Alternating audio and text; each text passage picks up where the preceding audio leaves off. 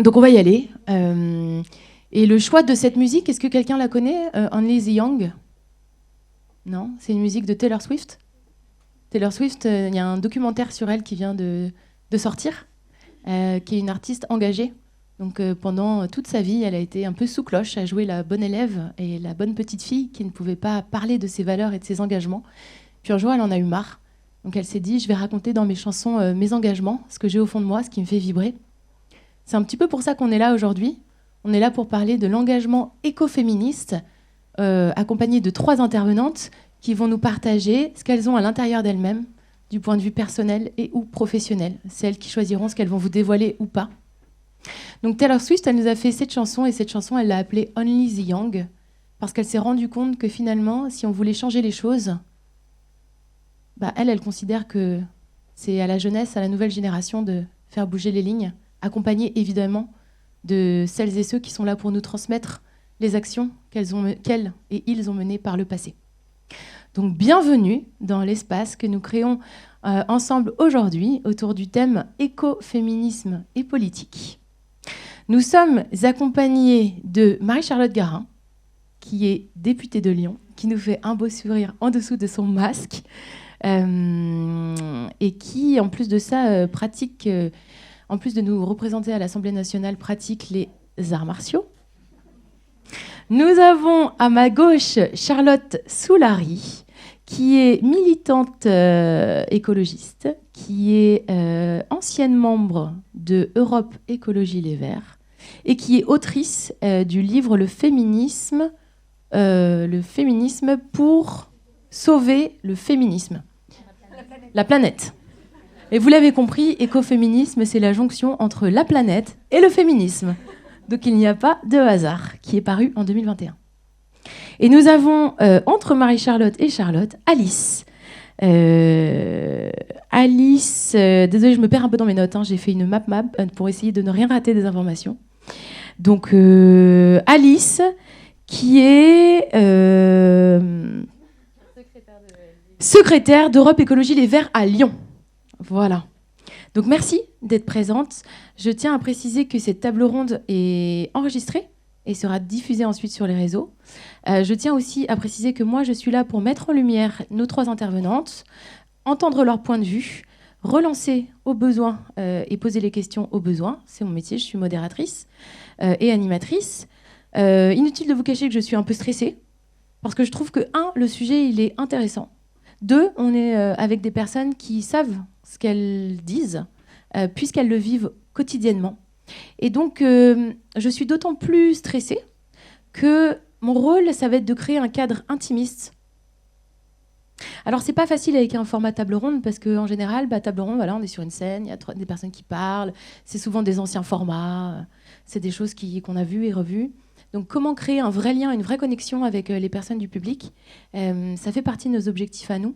Nos objectifs, c'est de se dire que quand vous allez ressortir de cette salle, vous aurez réussi ou pas. Et ça vous appartient. Gardez votre esprit critique, à vous identifier à une des personnes qui est assise dans ce canapé et vous dire que c'est possible, que vous aussi, vous pouvez vous engager à votre manière, que ce soit en politique, vu que c'est le thème de la table ronde, ou ailleurs. Parce que la politique commence déjà avec comment on se sent avec nous-mêmes, comment on s'habille, comment on parle avec les personnes autour de nous et quelles sont nos relations intra- et interpersonnelles. Avant de commencer notre table ronde qui durera jusqu'à 15h30, est-ce que vous avez d'ores et déjà des questions ou des préoccupations ou des remarques que vous souhaitez poser avant qu'on rentre dans l'aventure ensemble? Non? Super. Nous, ce qu'on vous propose comme aventure, c'est un échange d'1 heure et ensuite on se garde 30 minutes sur la fin, enfin à peu près 20-25 minutes sur la fin, pour justement pouvoir poser toutes vos questions. Et s'il y a des choses qui vous ont interpellé dans le partage de ces merveilleuses femmes qui sont là ou que vous voulez challenger, alors là, merci de challenger, ce serait extraordinaire.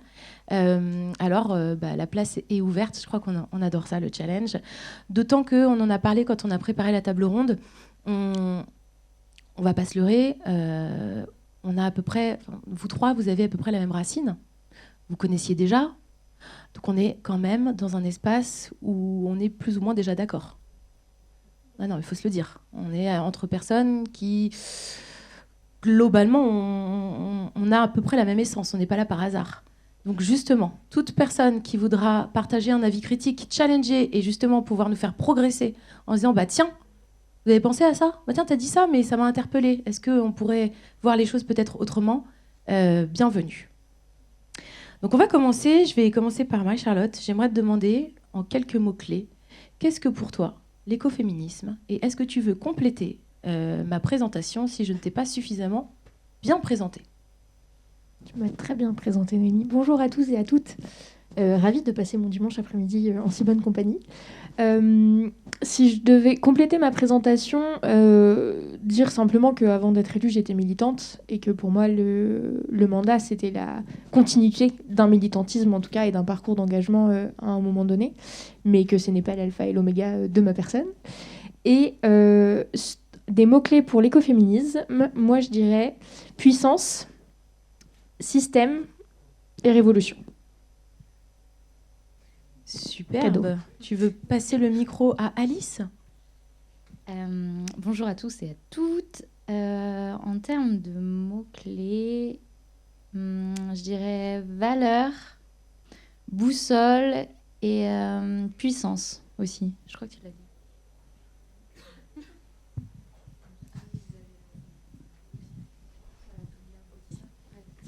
Bonjour à toutes et tous, merci pour l'invitation, contente d'être à Lyon de nouveau.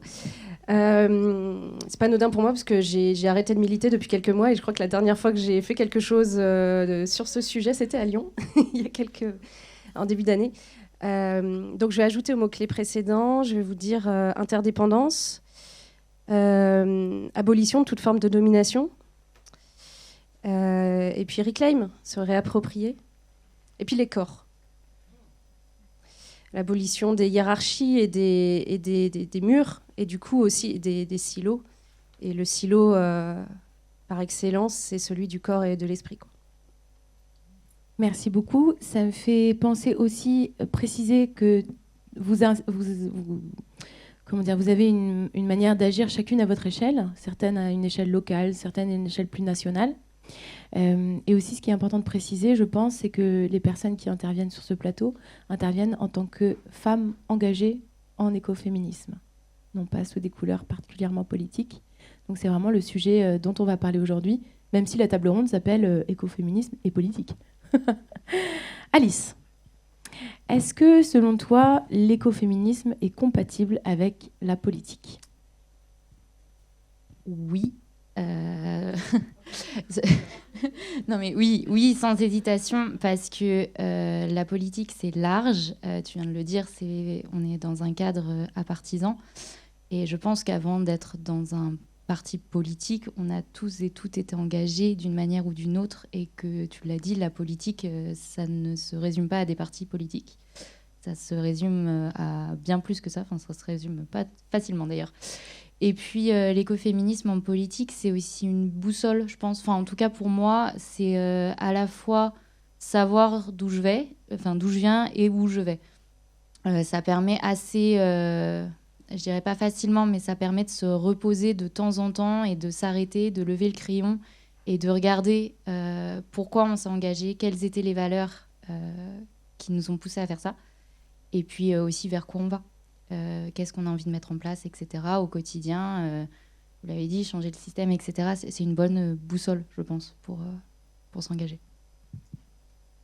Et Charlotte, est-ce que tu as quelque chose à dire en lien avec la compatibilité d'un engagement écoféministe et ou politique, donc d'un engagement tout court, et d'un quotidien personnel qui vient d'être bouleversé ? J'adorerais dire que c'est compatible. Je pense qu'aujourd'hui que ça ne l'est pas. Et ça l'est pas. Évidemment, je peux parler de mon expérience personnelle, mais je peux aussi simplement commencer par le plan théorique. Au plan théorique, c'est incompatible pour moi. La façon dont fonctionne la politique aujourd'hui est totalement incompatible avec les principes écoféministes. Les principes notamment le fait de sortir du principe de domination, d'abolir les hiérarchies et de viser en fait une remise en question de l'ensemble du système, à la fois patriarcal et capitaliste. tout ça, c'est pas possible de le faire dans la vie politique telle qu'elle fonctionne aujourd'hui, puisque la vie politique est fondée sur le principe de domination, sur le principe de hiérarchie, sur le principe de l'homme providentiel, et ni l'ensemble de nos vies hors politique. C'est-à-dire qu'aujourd'hui, c'est possible de faire de la politique si vous mettez de côté autre chose. Si vous refusez, si en fait vous faites le choix contraint de mettre en dessous, en priorité, en dessous du rang des priorités, votre vie professionnelle, familiale, personnelle. Et pour moi, c'est pas que la vie partisane qui est comme ça. Je pense que la vie associative l'est autant, la vie syndicale un peu moins, parce que et pour une simple raison que dans la vie syndicale, quand vous êtes élu syndical, vous avez en fait vous êtes compensé, vous êtes indemnisé, donc vous avez le droit de ne pas travailler. Donc en fait, ça remplace votre vie professionnelle. Et c'est peut-être pour ça que pour moi aujourd'hui, la seule modalité de vie, d'engagement qui est à peu près compatible avec l'écoféminisme, c'est les syndicats, mais que ce soit les associations ou les partis politiques, on va vous demander de militer le soir, on va vous demander du coup de choisir entre donner à manger à vos enfants ou aller à une réunion et faire du présentéisme. Hein, la politique fonctionne sur le présentéisme, être le plus souvent là, faire en gros du réseautage informel en sortie de réunion, donc finir très tard. Ce qui n'est pas compatible avec le fait d'avoir des enfants, potentiellement se mettre en difficulté et être plus vulnérable à des situations d'agression ou de violence, qui n'est pas compatible avec le fait d'être une femme et de se sentir en sécurité dans des espaces politiques. Donc en fait, il y a plein de choses qui font qu'aujourd'hui, c'est pour moi incompatible. Après, tout ça, c'est la théorie.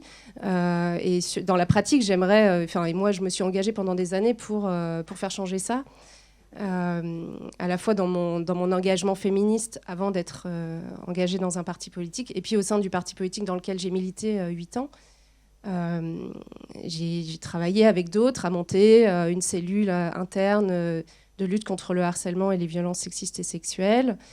J'ai travaillé avec d'autres à faire en sorte qu'il y ait des gardes d'enfants pendant les réunions politiques importantes.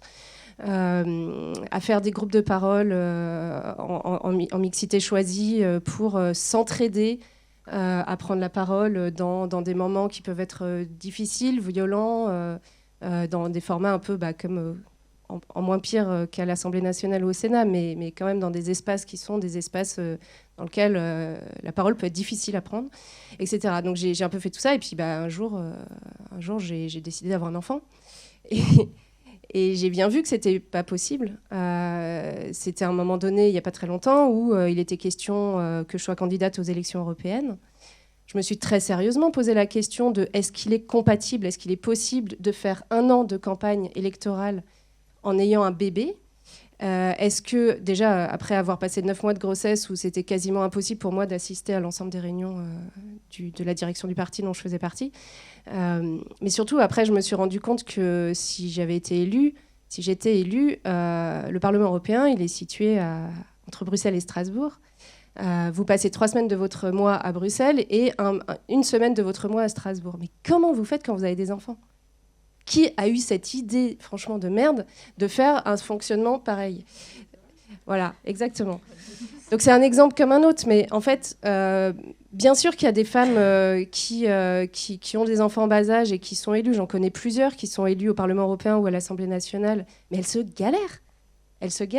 Et là, je parle en tant que femme, évidemment, en tant que parent, d'une façon générale. Hein. Enfin, c'est cette impossibilité à concevoir qu'on puisse avoir une vie privée à côté de la politique. Je pense que c'est un des sujets qui font que aujourd'hui, la vie politique n'est pas représentative de la société française. Et certainement pas représentative, ou en tout cas ne fonctionne pas avec des principes écoféministes. Ce qui nous amène bien sûr à d'autres questions. Je ne veux pas aller trop vite, mais à partir du moment où c'est incompatible, comment est-ce qu'on fait pour la changer ? Et moi, j'ai essayé 2-3 trucs pendant toutes ces années, mais je n'ai pas encore trouvé la formule magique. Pour ce témoignage, Marie-Charlotte ? Moi, je voudrais déjà partager que pour moi, il y a eu un vrai changement entre mon engagement au niveau local et d'un coup devenir élue au niveau national et à Paris, avec pour moi une vraie différence sur la qualité en fait du système autour de moi. Où ici, localement, je m'épanouissais énormément. J'avais pas de mandat, mais j'étais engagée, je militais. Et la qualité du collectif qu'on a créé à Lyon, et je pense que Alice est née politiquement aussi dans ce collectif, c'est pour ça qu'on dit qu'on est un peu consanguines toutes. Mais en tout cas, de se dire que j'ai vraiment vu une vraie différence entre... Je me suis sentie très privilégiée en fait et très préservée ici. Et du coup, en devenant élue au niveau national, j'ai ressenti une grande violence. Et un milieu qui en fait d'un coup est franchement hostile. Je dis pas que la politique de manière générale c'est facile même au niveau local, mais d'un coup tu te rends compte que t'as pas ta place. Et je crois qu'on pourra revenir un peu plus tard sur la notion de corps dissident, mais genre ce truc d'être une jeune femme dans un milieu qui a été fait par et pour des hommes extrêmement violents, je l'ai senti fois 10 000. Et je pense que j'avais ce regard critique parce que justement à Lyon, avec la vague des municipales et des élections métropolitaines de 2020, on a pu créer un collectif avec beaucoup de personnes qui n'étaient pas des politiques de carrière, qui n'avaient pas des logiques d'appareil et de partis qui sont parfois extrêmement... le mot qui me vient, c'est ça pulvérise, quoi, en fait. C'est un espèce d'énorme... une énorme machine, un rouleau compresseur qui arrive, qui écrase, qui broie les gens, qui les épuise, et où en fait, t'as l'impression que c'est les plus... parfois les plus vicieux ou peut-être les plus malins quoi, qui survivent. Mais en tout cas, voilà, vraiment ce ressenti d'une grande violence qui, du coup, ne donne pas beaucoup de raisons d'être optimiste quant à l'état de la politique de manière générale. Mais vous dire qu'il y a des espaces qui en sont préservés et qui permettent à des gens comme moi qui ne se projetaient pas dans ce fonctionnement de se dire bah, vas-y, on y va et on va essayer de porter une voix différente. Ça ne veut pas dire que c'est pas difficile, mais en tout cas, on peut essayer. Donc un vrai changement, en tout cas, du positionnement de militante à élue, que j'ai ressenti très fortement. Et peut-être avec cette année maintenant écoulée, puisque moi je suis élue depuis l'été dernier, vous dire que en fait, être écoféministe en milieu hostile, ça a un coût. Ça a un coût sur le corps, ça a un coût sur l'esprit, ça a un coût sur soi, sur le rapport qu'on a à soi, sur le rapport à nos valeurs, à nos idéaux. Et Charlotte, tu parlais du présentéisme. Et ben en fait, oui. Bah oui, moi pendant un an, j'ai dû être hyper présente partout parce qu'en plus je suis une jeune femme, donc j'avais une crainte d'être décrédibilisée plus facilement. Donc j'avais un peu le syndrome d'Hermione Granger, quoi, où tu te dis tu dois faire tout plus fort, mieux que les autres, etc., etc. Et ça a un coût. Ça a vraiment un coût. Et je trouve ça intéressant quand tu poses la question de la parentalité. Moi, j'ai des collègues qui sont des hommes de plus de 40 ans en général, qui me disent bon, bah toi, dans 4 ans, tu veux faire quoi ? Je dis, bah, moi, en fait, j'ai des ovaires. Donc, je vais me poser peut-être la question de la parentalité, ce qui n'est pas le cas des hommes plus vieux. Et ça, c'est un prisme que les hommes, pour le coup, en politique, n'ont pas, ce rapport à l'équilibre et à une éventuelle vie familiale. Mais si je mets la question de la parentalité de côté, il y a le rapport à soi, en fait. Se dire... et moi, ces derniers temps, je me suis dit, mais en gros, j'ai l'impression que le seul moyen de réguler cette espèce de présentéisme à outrance dans la politique, en fait, c'est les enfants. Moi, j'observe, en fait, les seules personnes qui s'autorisent à ne pas être là, etc., c'est parce qu'elles ont des enfants.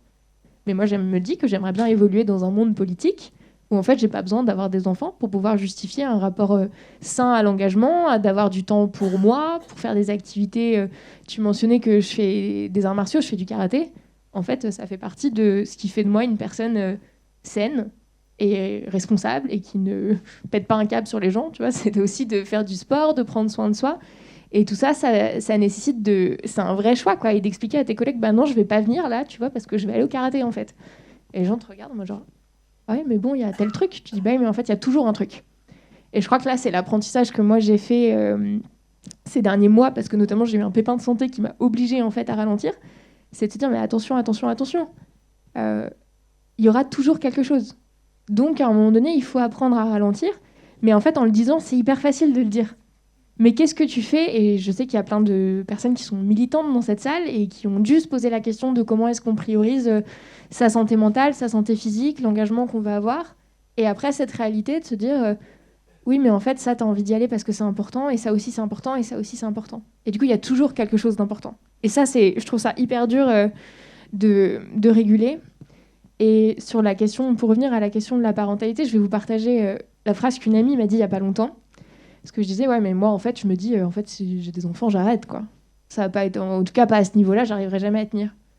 Et elle m'a dit que peut-être qu'être jeune maman et faire ce que je fais aujourd'hui, mais que à 50%, bah peut-être que cette voix-là, parce qu'elle est unique, à 50%, elle mérite tout autant de la voix du mec qui est là à 100%, elle mérite en fait d'être entendue. Et que quelque part, c'est pas tant le pourcentage qui compte, mais la qualité et la singularité des voix qu'on porte. Et peut-être que porter un quotidien de jeunes mères, jeunes femmes, enfin peu importe en gros les engagements que vous avez et que vous nourrissez par ailleurs, peut-être que cette singularité-là, en fait, elle mérite d'exister, même si elle n'est pas à 100%. Et je crois que quelque part, elle a quelque chose de révolutionnaire en venant se détacher d'un rapport à l'engagement qui serait un peu sacrificiel et dans lequel je pense qu'on est beaucoup à évoluer en se disant on donne tout parce qu'on y croit. En fait, donner tout jusqu'à donner soi-même, c'est le meilleur moyen de s'assurer que les causes vont mourir à la fin parce qu'on ne sera plus assez pour pouvoir les défendre. Et je terminerai en vous disant c'est 1 an que moi j'ai vécu en milieu hostile.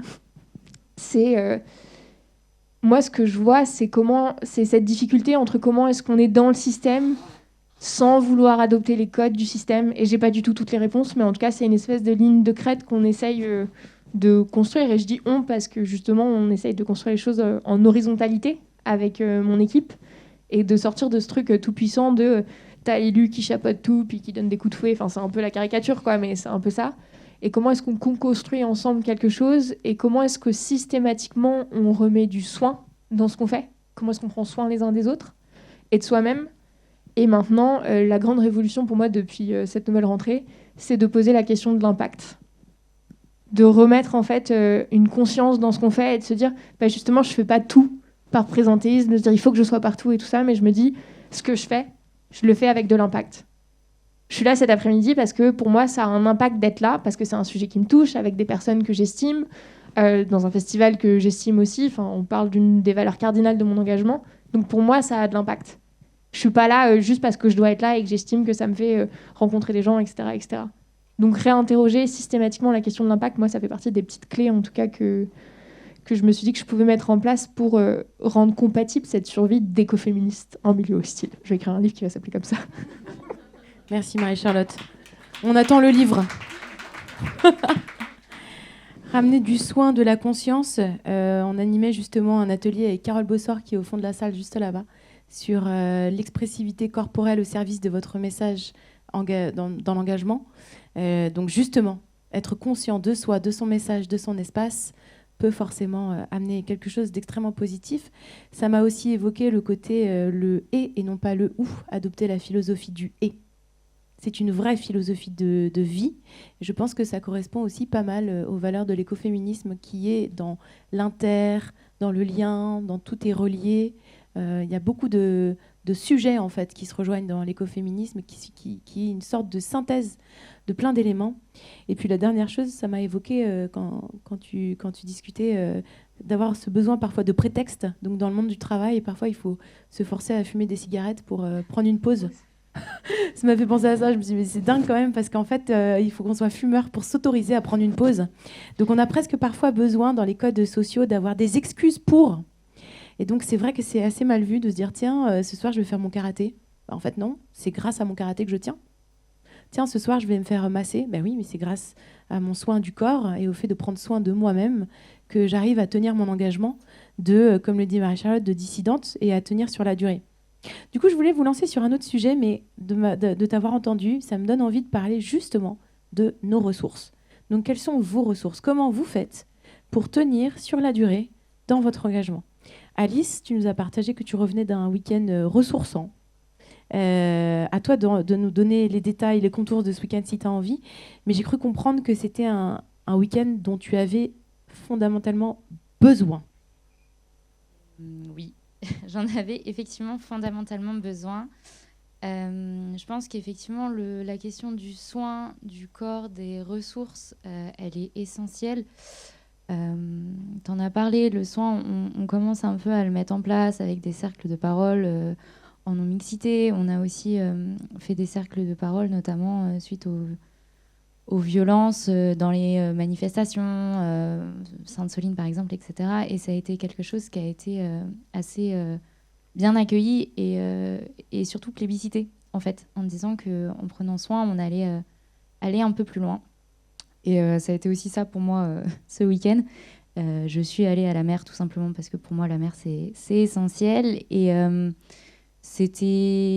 j'ai enchaîné une rentrée hyper compliquée. Je pense que ça a été un peu le cas pour tout le monde. J'ai l'impression que beaucoup de personnes se sont fait avoir par cette rentrée. On pensait que ça irait. En fait, ça a été dur. Enfin, Sharon, je te regarde, mais je sais qu'aussi, ça a été le cas pour toi. Et en fait, à un moment donné, j'ai dit stop. Il y a eu 2-3 événements qui ont fait que si je prenais pas ce temps pour moi, j'irais pas plus loin. Et pour moi, c'était pas envisageable parce que c'est ce que tu disais, on ne peut pas s'épuiser au bout parce que sinon les causes ne seront pas portées. Et pour le moment, il y a encore un peu cette... je sais que vous avez fait un atelier écoféminin aussi sur les hommes alliés au sein de l'écoféminisme, etc. Pour moi, c'est essentiel parce que pour le moment, il y a quand même un sentiment que si les femmes écoféministes ne portent pas le sujet n'est pas porté et ça ne changera jamais. Et c'est pour ça aussi que je pense que c'est essentiel. Tu disais l'impact. Moi, je pose de plus en plus la question de est-ce que je suis utile à cette réunion ? Est-ce que c'est utile ? Est-ce que je vais apporter quelque chose ? Et c'est marrant parce que j'ai souvent remarqué que les femmes me disaient non, c'est bon, on se débrouille, et que les hommes me disaient pas sûr, mais c'est bien que tu sois là quand même. Et là, j'ai envie de dire oui, mais que je sois là pour faire quoi, en fait ? Et des moments de ressources permettent de prendre du recul. Et je le disais en introduction, que l'écoféminisme, c'est un peu une boussole de là où on va et de là d'où je viens. Effectivement, au présent, c'est assez peu compatible. Charlotte, tu l'as assez bien présenté. Mais ça permet de savoir où on va et aussi de savoir d'où je viens. Je lis énormément. Marie-Charlotte se moque souvent de moi. Je lis énormément et c'est aussi une grande part de ressources et une grande part de recul. Et puis c'est le yoga aussi. C'est quelque chose qui est essentiel et qui connecte vraiment le corps aux émotions, etc. Et c'est marrant parce que l'année dernière, j'avais cet impératif d'être au yoga le mercredi soir. Et j'ai eu du mal à le tenir, en fait. J'ai eu du mal à le tenir parce qu'il y a des réunions où, si je n'étais pas, personne ne pouvait prendre le relais. Il y a des réunions où, si je n'y allais pas, notre voix n'était pas portée. Et ça, ce n'était pas entendable. Et du coup, j'ai fait effectivement ce choix de choisir d'aller à ces réunions, de porter ces questions. Et en fait, je l'ai fait jusqu'au moment où j'ai dit non. Parce qu'en fait, si je ne vais pas au yoga, je ne pourrais pas le faire dans la longueur. Et c'est là où je dis que les relais, que le collectif et que des moments comme aujourd'hui, c'est essentiel. C'est que plus grand nombre on sera à porter nos voix, de vouloir le changement, de vouloir la révolution et de vouloir tout ça, plus ce sera simple de se respecter aussi. Et plus ce sera simple d'équilibrer vie professionnelle, vie publique, vie privée. Je pense que c'est essentiel. Merci. Se respecter, oser. Effectivement, oser dire aussi, oser dire oui, oser dire non. C'est très important. J'aimerais bien savoir dans la salle, qui est-ce qui pense à main levée que l'écoféminisme, c'est compatible avec la politique ? Avant ou après quoi ? Alors, à l'instant T. À l'instant T, qui pense que la politique est compatible aujourd'hui avec l'écoféminisme ? Ok, on a 20, 30... Oh non, bien 40% de la salle quand même. Ok, super. Ce qu'on n'a pas précisé aussi, c'est qu'on va essayer de rendre cette table ronde de plus en plus concrète. C'est-à-dire que pour pouvoir agir en sortant de la salle, ou à minima avoir été inspiré, il va vous falloir des clés d'action concrètes. Donc on aura des pistes en fin de table ronde sur comment on peut rendre les choses concrètes et pour vous aider concrètement à passer à l'action. Charlotte, tu veux intervenir sur ce sujet ? Sur les ressources ? Oui, alors sur le sujet des ressources, exactement. Comment toi, est-ce que tu restes résiliente ? Voilà, il y a le mot aussi résilience qui est important dans tes engagements, même si aujourd'hui tu nous as partagé que tu avais arrêté, mais en tout cas mis en suspens tes engagements sur l'instant, qui est peut-être une phase de vie, un cycle, on en a parlé la dernière fois, mais comment tu définis, enfin, voilà, qu'est-ce que tu as envie de nous dire à ce sujet ? Plein de choses. Parce que, en fait, je pense qu'on parle souvent de ce terme animal politique, j'ai du mal avec ce terme, mais je pense qu'au fond de moi, j'en suis un, et que ça me fait du bien d'agir. C'est-à-dire que, en fait, je suis comme beaucoup de personnes, une éco-anxieuse qui va mal quand elle se sent impuissante. Et si moi, je me suis engagée un jour en politique, c'est parce que je ressentais un besoin vital de ne pas être impuissante, de contribuer à changer les choses pour continuer non seulement à vivre sur cette planète, mais à pouvoir envisager de faire des enfants. Si j'ai décidé de faire un enfant, c'est parce que j'ai quand même un espoir dans notre capacité à progressivement changer les choses et j'ai envie de donner de l'espoir dans ce monde. Et c'est en ça que je sais que ma pause ne sera qu'une pause parce que je ressens ce besoin. Ça me fait du bien aussi d'agir. Du coup, j'agis autrement en ce moment. Et je suis dans une association que je représente beaucoup dans des réunions ministérielles enfin, différentes réunions politiques, mais en tant qu'association cette fois-ci. Et je me retrouve souvent dans des réunions, dans la même réunion, opposée aux représentants de l'industrie, donc en général le MEDEF, et puis des grandes sociétés productrices de déchets, puisque l'association pour laquelle je travaille, c'est Zero Waste France. Et donc, toutes celles et ceux qui fabriquent ces déchets-là, ceux que vous trouvez dans les bouteilles en plastique, dans vos distributeurs préférés, etc., sont les mêmes avec qui je me bats au quotidien, en fait, dans mon travail. J'ai l'impression de faire de la politique dans ces moments-là. Je me fais régulièrement agresser verbalement par ces gens-là, et c'est dur à tenir. Et donc, finalement, je retrouve des situations assez proches de ce que j'ai pu vivre au sein d'un parti politique. Et là-dedans, moi, les ressources que j'ai, elles sont dans le fait de dire les choses, de mettre des mots sur les choses, de s'écouter, de s'écouter et du coup de s'entendre. On ressent des émotions au quotidien, tout le temps, des émotions positives comme négatives, et en général on essaye de les fuir ou de ne pas les entendre, ou en tout cas de ne pas les laisser paraître. Et notamment dans les réunions politiques, c'est très compliqué de laisser paraître ces émotions, parce que ça fait de vous quelqu'un de faible, quelqu'un qui écoute son essence féminine, ou bien qui a ses règles. Moi, je pense au contraire, il faut non seulement entendre, s'écouter, mais il faut les formuler. Alors, je m'en suis fait une joie quand j'étais enceinte, parce que j'ai eu plusieurs mois encore à la direction du parti politique dans lequel j'étais en étant enceinte, et c'est vrai que mes émotions étaient décuplées pendant ma grossesse. Du coup, je l'exprimais aussi. Enfin, c'est important à un moment donné de s'arrêter et de dire « Oh, là...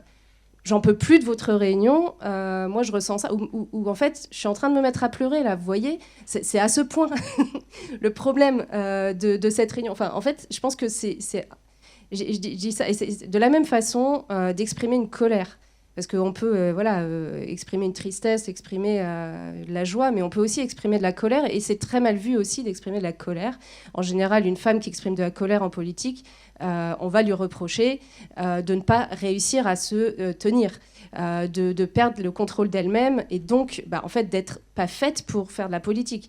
Ce qui laisserait penser que ce qui est du côté de la raison, et donc dans la tête des gens du masculin, est bien plus apte à faire de la politique que ce qui est du côté des émotions et dans la tête des gens du féminin. En fait, cette colère, elle doit éclater aussi. On a besoin de la colère en politique, comme on a besoin des pleurs, comme on a besoin de la joie, et comme on a besoin du soin. Et tout ça, ça doit exister. Donc pour moi, je pense souvent au terme reclaim, se réapproprier, qui est un terme écoféministe important, puisque c'est justement se réapproprier tout ce qui a été dévalorisé parce que considéré comme féminin. Donc les émotions, le corps, l'intérieur, la famille, la maison, tout ce qui est dévalorisé parce que féminisé, et de la même façon, tous les métiers féminisés et donc dévalorisés, les métiers du soin, les métiers du soin aux enfants, du soin aux personnes âgées, les métiers de ménage, enfin, tout ça, tout ce qui est dévalorisé, on se le réapproprie, et en fait on dit c'est ça qui est important pour la société, c'est ça qui doit avoir de la valeur. En fait c'est la même chose, je pense qu'il faut se réapproprier toutes ces émotions qui sont dévalorisées en politique, pour les remettre en politique, et redonner une place finalement, et en fait recréer la politique autrement. Donc c'est évidemment tout ce que j'ai essayé de faire, que je ne fais plus en ce moment, mais je suis très très heureuse de voir d'autres, dont Alice et Marie-Charlotte, le faire, parce que je pense que c'est le seul moyen pour moi, elles sont là les ressources en fait. C'est que si on arrive à se créer des espaces au sein de l'espace de pouvoir pour les façonner à notre image, à notre façon, pour s'y sentir bien, c'est là où on va pouvoir en fait reprendre la main et et se réapproprier la politique sans qu'elle ne soit violente ou délétère pour nous, pour nos corps. Waouh. Je vous propose de fermer les yeux juste 30 secondes et de vous demander dans quelle partie du corps vous avez ressenti ce que Charlotte nous a partagé. Juste essayer de voir où est-ce que ça bouillonne, où est-ce que ça fourmille, ou au contraire s'il n'y a rien qui s'est passé. Quand vous êtes prêts, vous pouvez de nouveau ouvrir les yeux. Moi, en tout cas, ça fourmille au niveau du plexus. Je suis là, j'ai envie de crier. Il faudrait qu'on fasse un cri global, c'est un cri collectif, ce serait extra. Tu me disais quelque chose, Macha? Tu voulais réagir? Ouais, je voulais faire un tac au tac sur les émotions. C'est pour moi, t'en as parlé, et pour moi, elles sont vraiment essentielles. Et effectivement, elles sont souvent associées au féminin, mais se les réapproprier pour en faire une force, je trouve ça important. Et c'est aussi une bonne boussole. Moi, je sais que mon engagement, il vient en partie de la colère, d'une colère qu'il fallait que je transforme, entre guillemets. Et j'ai 2-3 moments assez clés où j'ai ressenti cette colère, où j'ai dit non, mais en fait, là, je vais y aller parce que il me saoule, et je dis bien il, les hommes, me saoulent, donc là, je vais y aller. Et c'est aussi une bonne boussole parce que pour moi, quand il y a quelque chose qui me met en colère, quand il y a quelque chose qui me rend triste, quand il y a quelque chose qui m'irrite, c'est que c'est quelque chose qui doit être changé. Parce que le but, c'est quand même, dans tout ça, d'arriver à trouver la joie, le bonheur et le sourire. Et quand c'est pas le cas, pour moi, c'est que ça doit être changé. Donc les émotions sont aussi essentielles. Merci pour cet apport, puisqu'on a, selon un psychologue américain, Paul Ekman, 6 émotions principales en tant qu'être humain. Donc dans le monde entier, sur cette planète, tous les êtres humains ont 6 émotions. Et derrière ces 6 émotions, qui sont la joie, la colère, la tristesse, celles qui ont suivi l'atelier, normalement vous devriez les connaître par cœur, le dégoût, tristesse, la peur et la surprise. Derrière ces 6 émotions, on a des besoins fondamentaux associés. Et donc derrière la colère, il y a le besoin d'être respecté, le besoin d'être entendu. Donc quand quelqu'un en face de vous commence à s'énerver, ne lui dites pas « calme-toi ». Ça ne marche pas. C'est l'inverse qui se passe. Au contraire, vous allez attiser la colère, vous allez rallumer la flamme qui est d'autant plus forte. Donc effectivement, nos émotions sont nos boussoles. Et nos émotions, si je ne m'abuse, nous font un peu peur dans notre société, en sachant que, je ne sais pas si vous le saviez quand même, que notre très cher ami Freud a parlé d'hystérie en lien avec l'utérus. Donc en fait, ça c'est quelque chose qu'on ressort assez régulièrement. Mais mine de rien, les mots ont leur poids, les histoires des mots ont leur poids. Et donc c'est quelque chose qui nous accompagne, heureusement et ou malheureusement, parce qu'on peut aussi en faire une force. Qu'est-ce que tu en penses, toi, Marie-Charlotte? Est-ce que tu as des ressources particulières à nous partager pour tenir en milieu hostile? Tu nous parlais de milieu hostile. Se réapproprier aussi son corps. Vous voyez que j'ai changé de place parce qu'en fait, je suis mieux ici et je peux mieux me tenir droit. Et une fois, j'étais à une conférence sur les droits des femmes et un truc où il y a des milliers de féministes et tout, tous les 3 ans. Et là, tu as une jeune activiste de 17 ans qui était assise pour parler, puis d'un coup, elle se lève, elle fait « en fait, moi, je me sens plus puissante pour parler, du coup, je vais me tenir debout. » Et en fait, je me suis dit « Waouh, elle est trop forte !» Et moi qui ai un gros syndrome de la bonne élève, c'est-à-dire que tu me plantes quelque part, je vais vraiment rester là, même si j'ai mal, j'ai chaud, j'ai froid. Tu vois, j'ai le massage chauffant quand tu te fais masser, moi si ça me brûle, je vais rien dire, quoi. Donc, ça, c'était avant. Maintenant, j'essaye de réapprendre à me réapproprier mon corps, l'espace, mon consentement. Et sur cette année écoulée, en fait, j'ai eu l'impression de ne pas avoir consenti à tout. Et en fait, c'est dur de se dire que tu consens pas à ta vie, au rythme, à la violence à laquelle tu es exposé, etc. Et ça, c'est un peu le truc que j'ai envie de, moi, reprendre en main, reprendre du pouvoir reprendre du pouvoir à l'intérieur de moi-même aussi. Et quand on parle des émotions, je parle sous couvert de ma collaboratrice qui est présente dans cette pièce. Dans notre équipe, moi, je dis souvent, en fait, on fait pas de la politique qu'avec notre tête. On l'a fait avec notre corps, on l'a fait avec notre cœur, donc on l'a fait aussi en respectant le fait d'être malade, de ne pas se sentir bien, en respectant le fait d'être en colère, d'être triste, de ne pas se sentir en capacité de travailler parce que le monde autour de soi, il est trop violent. Et ça, on se le répète souvent entre nous, dans l'équipe, de se dire, attention, c'est comme ça qu'on fonctionne, quoi, et c'est comme ça qu'on se respecte aussi les uns les autres. Quand j'ai commencé le mandat, l'année dernière, en septembre, j'ai été prise d'une super grande peur. C'était la peur de ce rouleau compresseur dont je vous parlais tout à l'heure, de me dire « Oh mon Dieu, ils vont me détruire, quoi. Ils vont m'écraser, ils vont enlever l'essence de qui je suis, etc. » Et du coup, je me dis « Mon Dieu, il faut que je mette en place plein de stratégies pour le protéger. » Tu vois, une espèce de barricade comme ça pour tout protéger. Et il y a un moment donné où j'ai fait un shift et je me suis dit « Mais ce truc-là que tu veux protéger à tout prix, imaginez une petite boîte avec une petite lumière orange dedans et tout, que tu as passé vachement de temps à construire, à polir, à décorer. » Bah, je me suis dit, mais en fait, ça, c'est ton moteur. C'est ce pourquoi tu as voulu y aller à la base. Donc, plutôt que de le mettre comme quelque chose que je dois protéger, d'un coup, j'ai un peu changé mon rapport à ça et je me suis dit, mais en fait, ça, c'est tes valeurs, c'est ta motivation initiale. Tu la remets au centre, en fait. T'en refais un peu l'espèce de moteur en fusion qui va te propulser. Et ça a beaucoup changé mon rapport à cette singularité, en fait, d'exister en tant qu'écoféministe dans un milieu politique qui ne l'est pas. Et comme ressource, j'en vois plusieurs. Il y a le karaté dont j'ai parlé, le prendre soin du corps, en fait, le mouvement. Puis moi, pour le coup, dans le karaté, j'en fais depuis longtemps. Il y a une forme de force intérieure que tu trouves. En gros, tu apprends à endurer. Parce que tu vas te prendre des coups, tu vas tomber, ça va être dur. Et en fait, tu te dis, si ça, tu es capable de l'endurer dans un espace qui est prévu pour, à cet effet, qui est l'espace sportif, ça te donne une espèce d'endurance pour la vie de manière générale, où tu dis, bah, je suis capable d'endurer. Et ça, moi, j'encourage beaucoup, notamment les femmes, à avoir un rapport à une pratique sportive qui t'apprend ça, qui t'apprend que tu peux survivre, en fait, à des choses difficiles. Je trouve ça hyper important, même si j'ai conscience que de devoir faire le postulat de la survie, c'est aussi déjà faire le constat d'un monde qui est violent autour de nous. Mais partant de ce postulat, je me dis autant avoir confiance en notre propre capacité de résilience. Le deuxième point, c'est la santé mentale, en fait. Il faut prendre soin de sa santé mentale. Et moi, je suis en thérapie et c'est connu de mon équipe parce qu'en fait, j'estime que c'est aussi c'est dans mon agenda et c'est pas dans mon agenda public, quoi, mais c'est dans mon agenda où mon équipe a accès parce que c'est une manière aussi d'en parler.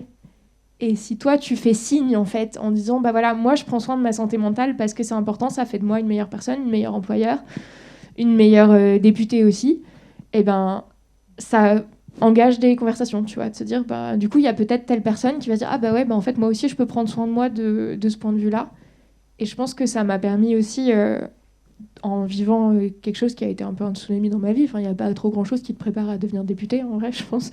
Et de se dire qu'au moins, tu vois, tu as un espace un peu safe où tu peux parler de ce qui t'arrive et où tu peux prendre du recul. Et ça a été hyper important et c'est quelque chose qu'on a réussi à maintenir pendant cette première année de mandat.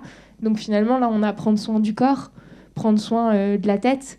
Et après, c'est prendre soin du cœur. Donc, c'est aller voir du beau, aller dans la nature. Enfin, si c'est quelque chose qui vous parle, il y en a, ce sera peut-être dans un musée ou au ciné, aller voir des spectacles, mais aller voir des choses qui viennent contrer un peu l'apathie, en fait, de ce monde froid et qui est censé être justement que dans la raison. Bah, te dire, bah, nous, on va aller chercher le cœur, quoi. Qu'est-ce qui est beau ? On va aller lire des romans, pas que des essais. On va aller voir des expos. On va aller se balader dans un parc, tu vois, même sans quitter la ville, juste aller au parc et se reconnecter un petit peu à ça. Et parfois, c'est un peu à contre-courant que tu le fais parce qu'il faut faire de la place dans l'agenda pour faire ça.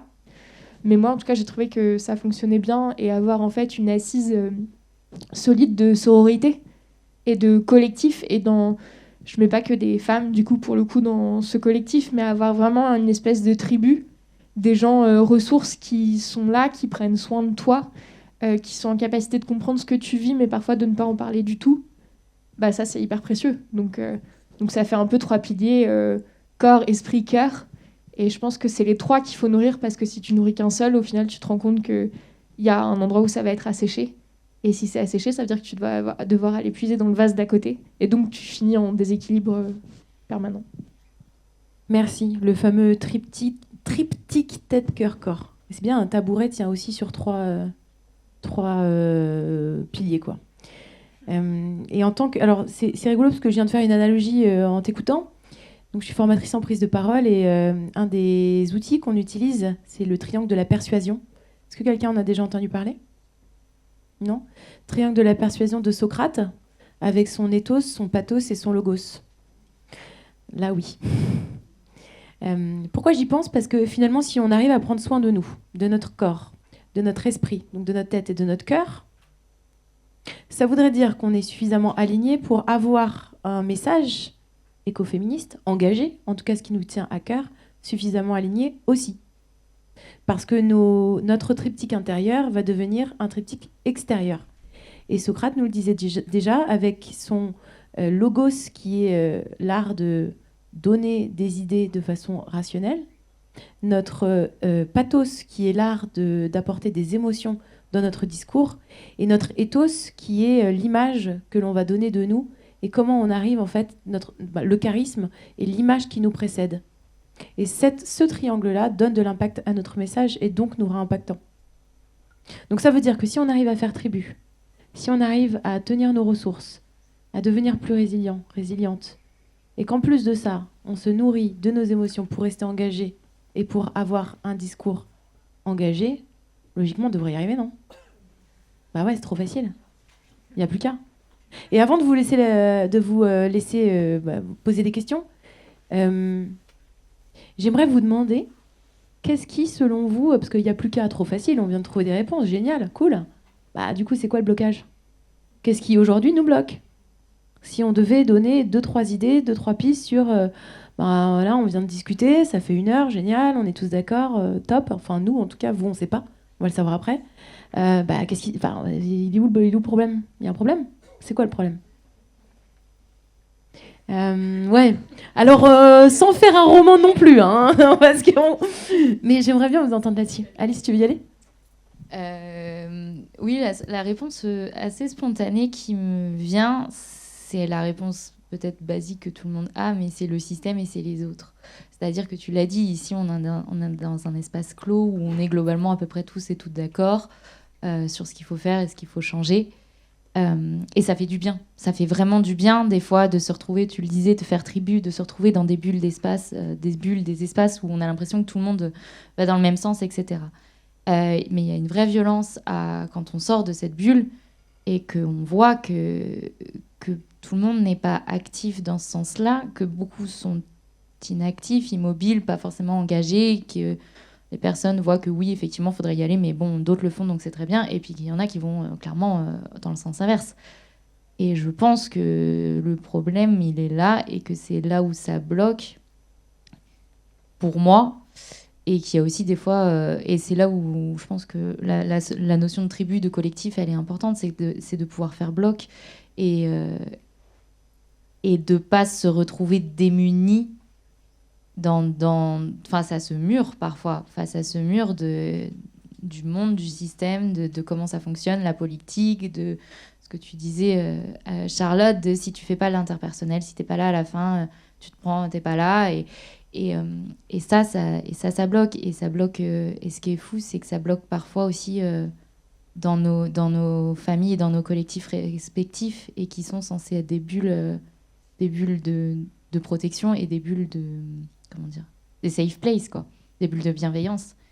Et parfois, ça ne l'est pas du tout, et parfois, c'est aussi raide. Donc, je pense que c'est aussi pour ça qu'il faut qu'on soit nombreuses et nombreux à changer. Enfin, pour moi, c'est ça qui bloque. Merci beaucoup. Charlotte, Marie-Charlotte, vous battez pas, hein. Mais je rejoins sur ce truc de le système, mais j'ai l'impression que quand on dit ça, tu sais, on se bat contre un fantôme, quoi. Tu fous des coups d'épée dans le vide, quoi. T'as rien de tangible, t'as rien de concret à démanteler, en fait, en face de toi. Donc je suis pas sûre d'avoir la réponse à la question. Si c'est le système et c'est les autres, c'est aussi nous-mêmes, parce qu'on en fait partie, en fait, de ce système. Et moi, je me suis bien rendu compte que là, je suis beaucoup plus alignée maintenant que je l'étais il y a 1 an. Parce qu'en fait, j'étais partie aussi dans cette course un peu effrénée et que j'ai fait des choix aussi stratégiques et d'arbitrage. De se dire, je savais que en fait, le rythme que j'avais, j'allais pas le tenir sur 5 ans. Mais j'ai fait le choix la première année de bosser autant parce que pour moi, c'était stratégique pour me permettre plus tard de continuer à faire avancer les causes que j'avais envie de faire avancer, de porter les combats que j'avais envie de porter. Et donc, quelque part, si je suis très honnête, il y a une forme de compromission qui va à l'encontre de tout ce que je vous dis depuis tout à l'heure. Pour dire qu'en fait, c'est pas neutre et qu'il y a des contradictions et qu'en fait, on se rend compte qu'entre la théorie et la pratique, on n'a pas forcément les armes, en fait. Et qu'on fait de son mieux. Et c'est intéressant de parler d'armes, puisqu'on est un peu dans cette notion de se battre contre un système. Donc, ce qui bloque, c'est qu'on n'est pas assez nombreux et nombreuses, en fait. Parce que moi, je peux parler en plus d'une expérience un peu singulière, qui est le fait d'être à l'Assemblée nationale dans le groupe le plus féminisé et le plus jeune de l'Assemblée. Et franchement, ça change beaucoup la qualité de nos échanges, la manière dont se tiennent... je dis pas que c'est parfait, hein, il faut pas idéaliser. À nouveau, on se place dans un cadre politique, violent, national, etc. etc. Mais moi, en tout cas, j'observe une vraie différence qu'on voit quand, par exemple, je vais vous donner un exemple, les députés, si on se retrouve avec les sénateurs, sénatrices écolos, plus les eurodéputés, bah, d'un coup, on n'a plus du tout ce rapport où il y a plus de jeunes femmes que d'hommes. Et en fait, on voit tout de suite la différence des échanges. Donc dire que moi, je sens qu'il y a un cadre un peu privilégié qui fait du bien, mais qu'en gros, on aurait besoin d'être extrêmement plus nombreuses pour pouvoir faire ce qui relève pour moi d'une bascule culturelle et sociétale.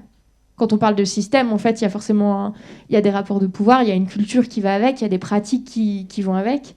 Et donc, pour que ça change, il faut être de plus en plus nombreux. Donc, finalement, on a la solution, c'est engagez-vous, quoi. Et il paraît qu'on a besoin de 10% d'une population, d'une société pour faire basculer la société. Donc 10%, comment ? 10%. Facile. Ouais, il paraît. Charlotte ? Moi, j'ai envie de parler des autres 10%. 1%, on dit parfois. Pour moi, ce qui bloque, c'est une minorité d'hommes privilégiés, en fait. Il faut les nommer, il faut le dire. Il y a des gens qui bloquent. Et c'est eux qui entretiennent un système qu'on n'arrive pas à démonter. Bien sûr, on y contribue, en fait. J'ai souvent cette image de l'oignon. Alors, l'oignon d'Hannah Arendt ne dit pas du tout ça. Mais moi, j'ai cette image de l'oignon. On est tous un peu dominés et dominants en même temps. Et il faut en prendre conscience. Il y a des gens qui sont carrément dominants, hein, qui sont pas dominés en grand-chose. Il y en a qui sont dominés en plein de choses. Mais en fait, la majorité des gens sont un peu au milieu.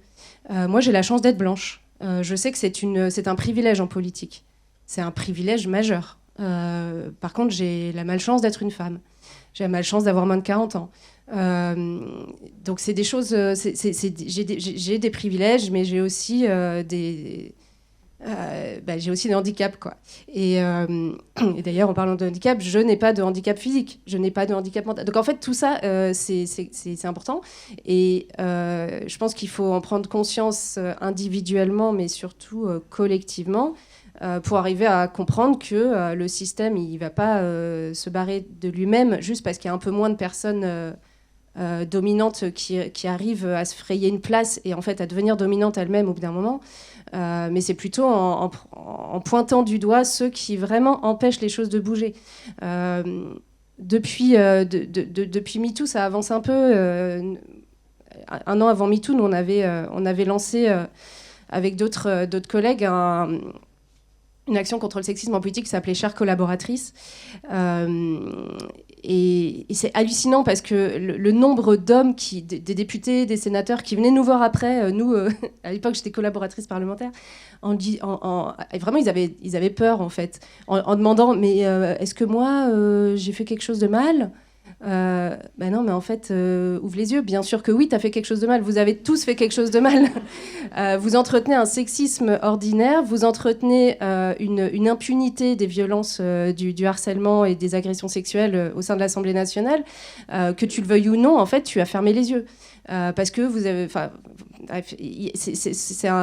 ça fait partie de ces choses qui, en politique, rendent plus compliqué le quotidien des femmes qui décident de s'engager.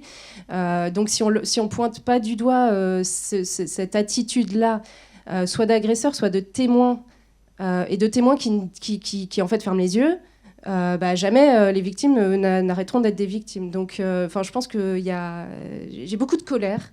Je crois qu'on en avait parlé un petit peu. J'ai beaucoup de colère vis-à-vis de ce monde politique, puisqu'en fait, aujourd'hui, moi, j'ai entre guillemets fait le choix d'arrêter, mais c'est pas un choix voulu. C'est parce que la vie politique fonctionne comme ça. Si la vie politique fonctionnait autrement, mais bien sûr que j'aurais continué, bien sûr que j'ai envie de changer le monde. Seulement, aujourd'hui, les modalités de la vie politique ne sont pas compatibles avec la vie que je choisis de mener, c'est-à-dire tout simplement d'avoir une vie professionnelle et familiale accomplie. Voilà. Donc cette colère, elle se dirige contre des gens. Et c'est pas juste c'est un système, mais qui est entretenu par des gens. Et ça doit être, je pense, beaucoup plus rendu visible. Et Charlotte, nous sommes avec toi. Toutes et tous avec toi. Nous faisons tribu, nous sommes un collectif. Ouais. fait, non mais moi je veux dire qu'à chaque fois que j'entends Charlotte en colère, ça me fait trop du bien, en fait. Et non mais c'est vrai, ça me fait trop du bien, en fait. Et je me dis, mais oui, je vais rester, mais bien sûr que je vais être le putain de grain de sable dans cet engrenage tout pourri, tu vois. Donc merci Charlotte pour ta colère, parce que moi, elle me fait du bien et elle vient alimenter justement un peu le moteur de pourquoi je suis là et pourquoi justement on va pas laisser la place à ceux qui perpétuent et entretiennent le système depuis longtemps. On va continuer à l'occuper et le but c'est de l'occuper de plus en plus. Et j'ai conscience en disant ça qu'en fait c'est hyper paradoxal de vous faire un portrait un peu noir de genre bonjour c'est super dur et de vous dire mais venez quand même quoi, ça va être sympa. En vrai, ouais, c'est super dur. Mais venez quand même, ça va être sympa parce que non, mais c'est vrai, il y a aussi des moments hyper chouettes, des moments de vraiment de joie. Les victoires, ça en fait partie, mais aussi juste le fait de se retrouver, de pouvoir échanger, de pouvoir évacuer entre nous. C'est ce que je disais, cette bulle qui parfois fait beaucoup de bien et permet de ressourcer. Elle est aussi là dans ce moment et il y a des moments à la fois qui sont durs, mais qui sont à la fois joyeux. Et je pense que ça, c'est aussi des choses qu'on retrouve qu'en s'engageant, enfin, qu'on ne connaît pas. Alors, tu parlais du milieu syndical, moi, je ne le connais pas très bien, mais en tout cas, le milieu associatif et le milieu politique, on retrouve des moments qui sont assez inédits et c'est assez incroyable. Et oui, la colère, moi, ça me parle aussi beaucoup. Et quand tu dis on ne laisse pas la place, j'ai juste envie de raconter une histoire de comment j'en suis arrivée là. C'était à un moment très précis où je ne savais pas si j'allais prendre la place ou pas qu'on me proposait. Et j'attendais plus ou moins l'aval de personnes. Et en l'occurrence, c'était des hommes de plus de 40 ans qui m'agaçaient. Et j'en discutais. Et à force, on m'a dit mais oui, mais c'est nécessaire d'attendre, de savoir, d'avoir un peu la validation des pairs, etc.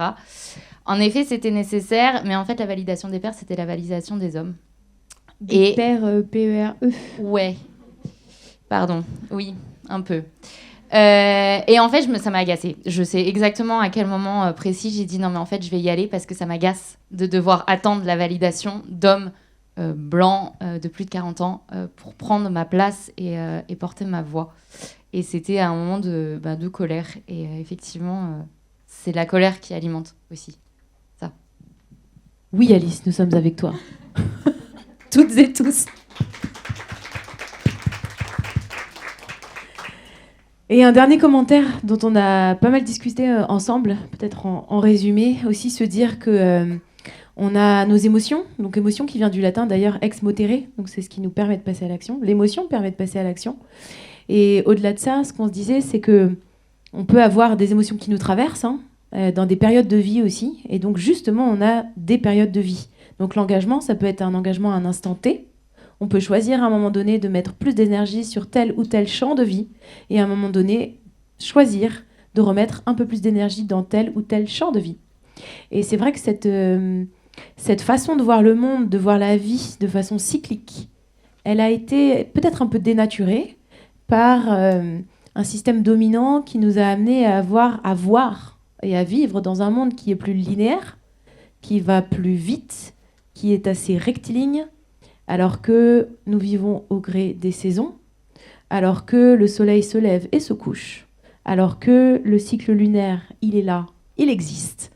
Donc, si on revenait aussi au fait que nous sommes cycliques, alors les femmes encore plus, avec des cycles encore plus marqués, ça peut nous amener aussi à recréer un lien avec la nature, ce qui est essence, l'essentiel, et l'engagement. Et là, on en revient plus ou moins à la définition d'écoféminisme.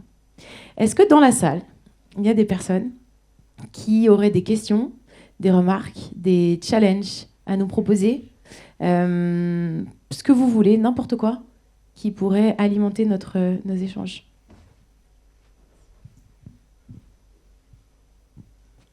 Tout d'abord, merci et bravo mesdames.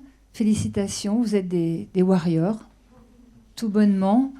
Moi, j'ai le sentiment que vous êtes des fers de lance, en fait. Vous tentez de faire basculer une machine qui est partie, qui s'est installée depuis des siècles.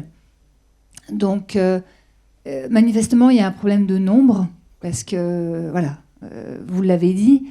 Donc, je pense qu'il faut du temps. pour amener de plus en plus de monde dans cette cause. Et manifestement, plus de la moitié de l'humanité est oubliée par nos systèmes politiques. Et ça m'amène 2 réflexions. La première, vous l'avez évoquée au début, est-ce qu'on n'a pas un peu plus de bienveillance ou de moyens de s'exprimer au niveau local, puisque vous semblez dire que c'est quand même, ça broie quand même pas mal au niveau national. Donc, est-ce que le niveau local est peut-être pas une meilleure, enfin pas meilleure, mais une porte d'accès un peu moins violente? Et est-ce que l'éducation ne devrait pas s'emparer également des sujets de communication non violente et voilà, qu'est-ce que c'est un débat, qu'est-ce que c'est une loi, qu'est-ce que c'est une discussion avec toutes les parties prenantes qui sont dans le groupe et être capable d'échanger et de construire ensemble. Voilà.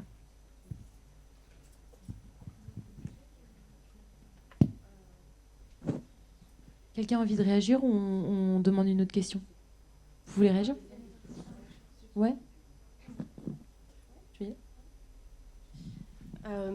Je vais répondre sur le niveau local. J'ai pas l'impression que ça soit spécialement le niveau local ou le niveau national. C'est le fait d'être dans l'adversité, dans un combat politique, puisque la vie politique fonctionne par l'adversité et le combat. Le combat peut être très féroce au niveau local aussi, et à l'inverse, on peut se retrouver entre pairs, père-mère, enfin, je veux dire entre semblables, en sororité notamment au niveau national. Sans être dans l'adversité. Moi, j'ai beaucoup connu ça. Notre trait d'union avec Marie-Charlotte, c'est qu'on a toutes les deux été responsables de la commission féminisme du même parti politique pendant un temps, moi un peu avant elle. Et c'était un espace de sororité, pour le coup, qui permet de militer et de s'engager politiquement en travaillant à élaborer les positionnements, en gros, de ce parti politique. Sans être toujours, même s'il y a des débats et des divergences majeures, je pense que vous avez forcément en tête quelques sujets qui traversent le mouvement féministe qui sont très tendus, mais ça ne veut pas dire être dans l'adversité. Justement, je pense qu'on est capable de mettre en place des espaces, que ce soit au niveau local ou au niveau national, de respect et de solidarité. Maintenant, dès qu'on se confronte on parle souvent de l'arène politique. En fait, on parle de combat, on parle de lutte, on parle d'arène. Dès qu'on est dans l'adversité, dans la confrontation, là, ça devient violent. Donc, en fait, ça, je pense que quel que soit le niveau, malheureusement, c'est propre à la vie politique. Sur la question des niveaux, moi, je me situer en parlant de mon expérience personnelle propre, qui a été ce ressenti de passer au niveau national et de ressentir plus de violence. Je pense que ça dépend de la qualité des espaces dans lesquels on milite et qu'on crée autour de soi. Et donc Charlotte le disait, la commission féminisme, c'était incroyable. Et c'était au niveau national du parti et c'était incroyable de sororité. La difficulté, c'est que même quand on crée des espaces positifs, résilients, ressourçants, on reste quand même dans une arène politique plus globalement violente. Moi, je peux vous dire qu'au niveau local, ça se passe super bien entre nous. Mais on voit bien que le reste du monde a continué à fonctionner avec son fonctionnement violent, sa caricature, ses attaques. Donc on est à contre-courant. La question, c'est comment est-ce qu'on s'entoure suffisamment bien pour en fait faire bloc et pouvoir se protéger, pouvoir passer le relais aussi parfois quand on est fatigué, ou pouvoir dire là j'ai besoin d'aide, là j'ai besoin d'une pause, là c'est trop dur. Et ça tient pour moi à la qualité en fait du tissu collectif qu'on construit autour de soi. Et on devrait pouvoir le construire de la même manière à tous les niveaux. Moi, je suis dans une institution particulière qui s'appelle l'Assemblée, où j'observe que, de facto, par la manière dont sont faits les rythmes et le rapport en fait, qu'entretiennent les députés à leur mandat, etc., et au rythme politique, de facto, c'est plus difficile de créer cette qualité-là de lien que nous, on a réussi à créer au niveau local. Donc je pense que c'est pas propre en soi au niveau, mais en tout cas moi dans mon expérience personnelle c'est ce que j'ai observé. Et pour répondre sur la question de l'éducation, évidemment que ça passe. Et je pense que on est toute une génération à transmettre en fait aux générations futures une autre manière de communiquer, d'avoir un rapport aux émotions, au corps, au consentement qui participe de tout ça, de se dire voilà je peux exprimer un désaccord sans que ce soit nécessairement violent. Je peux entendre les émotions des autres, mais on n'est pas encore à un changement systémique de ce point de vue. Et je sais que nous, c'est ce qu'on essaye de construire quand on organise une grande réunion publique une fois par trimestre. C'est une manière d'entrer en dialogue et de montrer comment est-ce que moi, j'essaye de faire de la politique différemment. Tout en admettant que parfois je sais pas, parfois je me trompe, parfois moi aussi je fais comme il faudrait pas, comme font tous les autres. Mais en tout cas, se dire, je vais vous raconter, voilà, là ça a été dur pour telle et telle raison, là j'ai été en colère, là j'ai été très heureuse. Et c'est une manière, à mon échelle en tout cas, de faire un tout petit peu d'éducation populaire, de pédagogie. Et c'est peut-être une goutte d'eau, mais on se dit que si cette goutte d'eau, elle éclabousse quelques personnes, peut-être qu'en tour, elle finira bien par devenir une marée.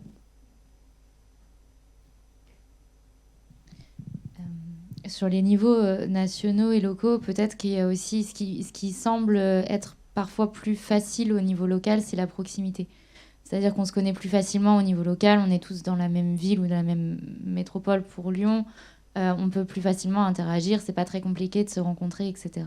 Ça facilite quand même grandement les échanges et les liens. Il n'empêche qu'effectivement, au niveau local, ça peut être dur aussi. Ça peut être compliqué, mais je trouve, moi personnellement, que c'est une bonne porte d'entrée.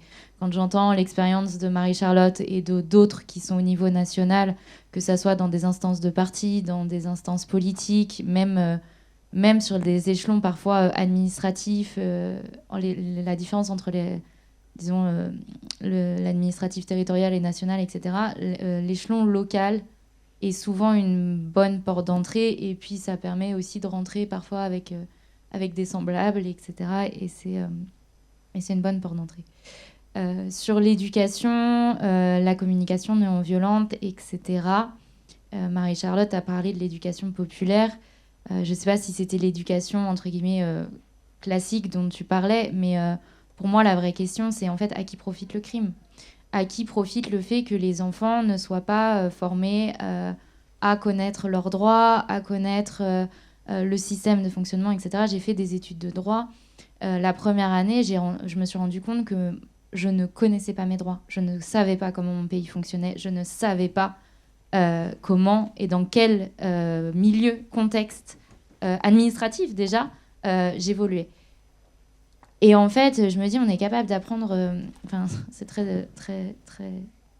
Comment dire, cliché ce que je vais dire, mais on est capable d'apprendre à des lycéens comment fonctionnent les volcans, et on n'est pas capable de leur apprendre comment fonctionne le pays dans lequel ils évoluent. Les modes de scrutin auxquels ils répondent à partir quand ils ont 18 ans, etc. Et je pense que c'est une éducation... Alors moi, on m'a répondu, oui, mais parce que le droit, c'est trop compliqué, faut être au moins à la fac pour l'apprendre. Franchement, j'y crois pas une demi-seconde. On est capable d'apprendre le droit dès le collège, peut-être même dès la primaire, c'est certain. Mais à qui profite le fait que les gens ne sachent pas leurs droits, ne connaissent pas et ne savent pas comment l'appliquer ? Ça, je pense que c'est une vraie question aussi. Merci beaucoup. Juste par curiosité, combien de personnes ont envie de poser une question ou une remarque ? Est-ce que je peux avoir des mains Ouais, super, donc on va être hors timing, c'est bien ce que je pensais. Génial.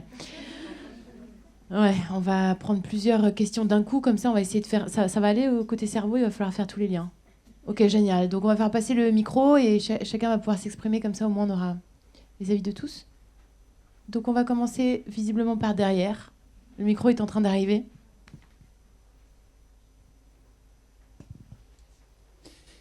Bonjour à toutes. Donc je vais en fait faire mon intervention en 2 temps. Premier temps, en fait, j'ai travaillé 2 ans en politique à la mairie de Villeurbanne, où j'ai été secrétaire général du groupe socialiste. Et en fait, je voulais m'engager politiquement. Je militais, voilà. Et en fait, je me suis retrouvé broyé le jour où j'ai annoncé que j'étais militant féministe et que j'avais rejoint une association féministe. Et je me souviens de ce moment-là, et il y a un lien avec ma question, mais je vous raconte juste sans citer les noms. Je me suis retrouvé dans un bureau avec un élu et avec quelqu'un qui travaillait pour le maire de Villeurbanne. À l'époque, c'était Jean-Paul Brett. Et j'annonce en fait, bah voilà, je vois donc 2 hommes et moi. Donc les 2 hommes, ils étaient très contents, ils se tapaient presque sur le ventre, ils étaient très satisfaits. Et en fait, ils étaient en train de faire des blagues pour dire, oui, ce soir, il y a une réunion à l'IUT Fessine, donc on va pouvoir voir, on va pouvoir mater tranquillement des petites étudiantes. Et moi, j'étais là, et j'ai montré mon opposition.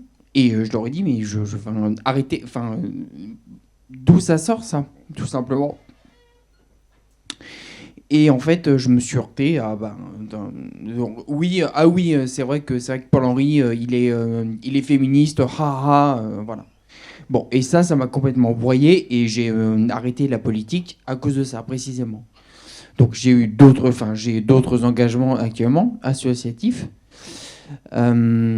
Mais la politique, du coup, j'ai mis ça complètement à côté. Là, je suis en train d'y revenir précisément. Bref, ce que je voulais savoir, c'est comment vous faites dans ces moments-là pour ne pas péter un câble, pour ne pas devenir folle.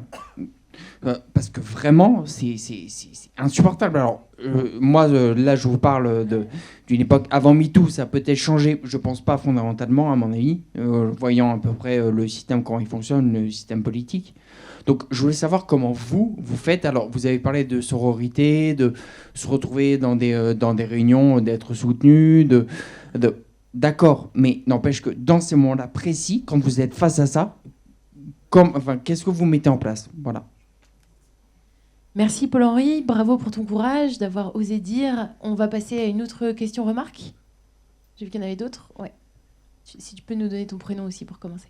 Oui, bonjour, je m'appelle Louise. Et ma question, c'était par rapport à ce qui a déjà été fait pour les femmes auparavant, parce qu'en politique, j'ai l'impression qu'on oublie un peu l'héritage, et notamment celui de Gisèle Halimi de 1978, qui a quand même créé... ils ont fait un parti des femmes pour les femmes. En fait, c'était 100 femmes pour les femmes, et ils ont créé une liste hyper concrète avec plein de propositions et tout ça. Et en fait, moi, j'en ai entendu parler très récemment, alors que je me sens concernée depuis longtemps. Et en fait, j'ai l'impression qu'on valorise pas trop ce qui a été fait précédemment par les femmes, et aussi qu'on parle pas beaucoup en tout cas, cette initiative, moi, je la trouve particulièrement intéressante parce qu'elle était apartisane et que c'était pas un parti politique, et justement, c'était rompre avec les partis politiques tels qu'ils existent aujourd'hui, qui sont, comme tu l'as très bien dit, Charlotte, assez dans le système d'oppression générale. Et du coup, là, c'était la dynamique, c'était de construire autre chose. Bon, ça n'a absolument pas marché parce que ni la gauche ni la droite n'étaient favorables à cette initiative, ce qui montre aussi que c'était une initiative courageuse et intéressante. Mais du coup, je trouve qu'on n'en parle pas beaucoup, et j'aimerais bien avoir l'avis des intervenantes là-dessus. Merci Louise. Petite question à l'organisation. Étant donné qu'on a commencé 7 minutes en retard, est-ce qu'on peut terminer 7 minutes en retard ou pas? Ça devrait passer, donc ça passe. Si ça devrait, c'est que ça passe. Enfin, c'est pas très consentement. Non, j'ai besoin d'une confirmation, oui? Ok, super. Consentement. Autre question, remarque? Là. Avec ton prénom, si tu veux bien. Merci. Oui, moi c'est Valentin. Merci beaucoup et encore bravo pour vos engagements, que je trouve très impressionnants. Ma question est très courte. Comment est-ce que vous avez fait pour trouver, quel équilibre vous avez trouvé pour vous faire une place dans cette arène politique-là qui est extrêmement violent, sans devenir le warrior, le gladiateur qui correspond aux normes de virilité qui est attendu, et en conservant justement toutes les autres normes, les alternatives que vous défendez, c'est-à-dire de prise en compte des émotions et des vulnérabilités de chacune. Merci. Merci Valentin. On va passer... Ouais, juste que chacun s'exprime et puis après on traitera... Bonjour. Moi, je voudrais savoir si actuellement en politique, qui est un milieu que je ne connais pas du tout, vous vous sentez pas quand même aidé et soutenu par une jeune génération d'hommes qui sont peut-être plus ouverts à ces préoccupations, notamment s'occuper des enfants, prendre soin de sa vie privée. Parce que je trouve que dans le monde professionnel, quand même, les choses bougent pas mal avec la nouvelle génération. Et tu t'appelles? Julie. Ok, merci Julie. La question est, est-ce qu'il y a assez de Paul-Henri dans la société pour nous soutenir? Dernière question à Marc. Ah, t'avais levé la main aussi? Alors très très rapide. rapide. J'ai noté. Alors, j'ai apprécié la remarque de cycle et de linéarité. Linéarité pour les hommes et cycle pour les femmes. Et comment on fait face à ça. Et ça m'a fait penser à ce sentiment que j'ai face à la société actuelle qui va très très vite. Donc en fait, la linéarité m'a fait penser à une flèche et on va toujours plus vite, toujours tout droit, toujours à fond et face à un mur. Donc comment on fait pour freiner, pour ralentir, pour faire autrement et pour intégrer justement ces cycles lunaires, féminins, cycles de la nature et se dire en fait il faut arrêter de foncer et justement de prendre le temps de faire des choses qui sont impactantes et qui, voilà, éviter de faire toujours plus vite. Et une autre question, c'était votre relation activité politique et travail. Est-ce que, concrètement, comment ça se passe ? Vous avez tout arrêté, vous vous êtes consacré à votre activité sans... Qu'avez-vous fait de ce travail-là qui nous est un peu imposé dans la vie ? Et puis, que pensez-vous de cette... la politique peut refroidir beaucoup de monde, on le voit au système de vote, et il y a il y a des choses qui peuvent intéresser d'en sortir du système et être en autogestion, et c'est d'autres formes de politique, finalement, et d'action politique qui sont mises en œuvre et qui peuvent être peut-être... qui peuvent faire envie, et qui, face à ce système un peu broyeur dont vous avez parlé. Et juste une dernière petite chose, mais c'est pas une question, je recommande le dernier film de Dupontel, Second Tour, qui est super intéressant en termes de politique et de... Voilà. Merci. Et ton prénom ? Marianne. Marianne quand même. Et dernière personne. Moi, c'est Jules. Du coup, j'avais une question sur... je voulais revenir sur un peu l'opposition qu'il y avait entre la raison et l'émotion. La raison qui serait du coup froide et qui serait pas forcément à mettre en avant, et l'émotion qu'il faudrait plus mettre en avant. Et je voulais un petit peu vous challenger justement sur, par exemple, l'histoire. Qu'est-ce qui a démontré ? Est-ce que certains régimes n'ont pas été guidés plus par justement l'émotion, mais du coup dans le penchant négatif, je pensais, et on aurait aimé plus de raisons parfois. Je suis aussi militant climat, donc le GIEC par exemple, j'aimerais que les scientifiques soient plus écoutés, donc on fait beaucoup appel à la raison, moins à l'émotion. On se bat contre les climato-sceptiques, contre aussi le mouvement des conspirationnismes avec Trump, etc. Donc je me demandais s'il n'y aurait pas la possibilité quand même une certaine complémentarité entre, à la fois sur certaines luttes, sur beaucoup de luttes, plus d'émotions, et à la fois quand même la raison qu'il faudrait mettre un peu plus aussi dans les... par exemple, les élections, regarder un peu plus les programmes, moins le ressenti, la tête. J'ai beaucoup de personnes dans mon entourage qui ont voté pour la tête de la personne ou ce qu'elle dégageait. Est-ce que ça, c'est une bonne chose, ou est-ce qu'il faut regarder plus les programmes ? Voilà.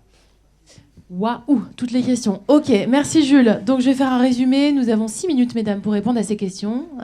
Donc en fait, évidemment qu'on ne va pas pouvoir répondre à tout le monde. L'idée, c'était surtout de vous entendre et que chacun puisse s'exprimer. Donc à vous de sélectionner les informations. Ça va être assez complexe, mais on va y arriver parce qu'on est des Wonder Women. Donc pour résumer, Paul-Henri, comment faire pour tenir ? En gros, comment faire pour ne pas devenir taré ? Louise, quel est le rapport qu'on a à l'histoire aussi et tenir compte des propositions du passé ?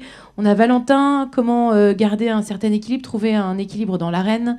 Julie, est-ce que vous ne vous sentez pas soutenue quand même par certaines personnes, des nouvelles générations notamment d'hommes qui arrivent, comme à l'image de Paul-Henri ?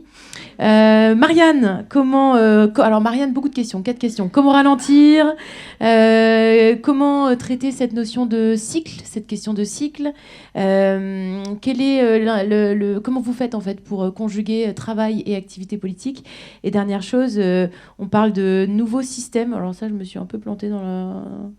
Ouais. Sortir du système, ah oui, de créer, oui, parce qu'il y a 2 façons de faire. Soit on intègre le système et de l'intérieur on est dissident et schlac, on change les règles du système dans le système, ou alors on recrée, c'est aussi une forme d'engagement ou de politique que de recréer des nouvelles choses, à l'image des oasis de Pierre Rabhi par exemple, peu importe. Il peut y avoir plein d'exemples de nouvelles communautés qui se créent et qui n'intègre pas le système mais qui en crée un nouveau.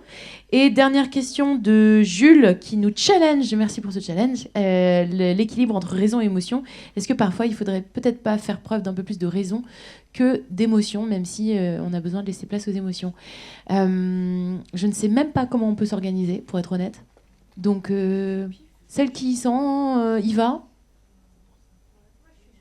Allez, Marie-Charlotte, on y va.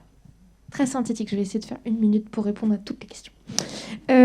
Sur la question comment on pète pas un câble, moi très concrètement en réunion quand je suis en train de péter un câble, souvent j'ai des petites meufs au bout de mon portable à qui j'envoie en mode genre tu vois ce qui est en train de se passer là, et en fait ça fait vachement de bien. Voilà. Et souvent elles font oui c'est terrible, et très souvent en fait tu prends la parole en fait.